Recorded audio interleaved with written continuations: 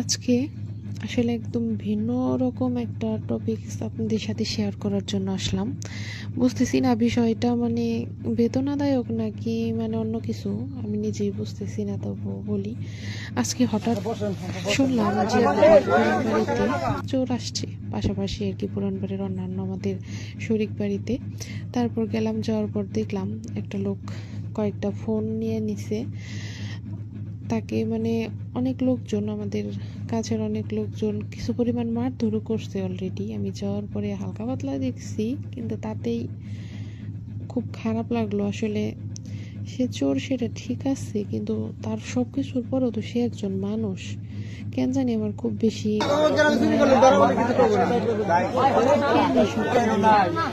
কাজ করে খেতে পারে, কাজ করে খেলে তো এরকম হতে হয় না। আপনার সন্তান, আবার হচ্ছে বৌমা, সবাই সবার কত কষ্ট পায়।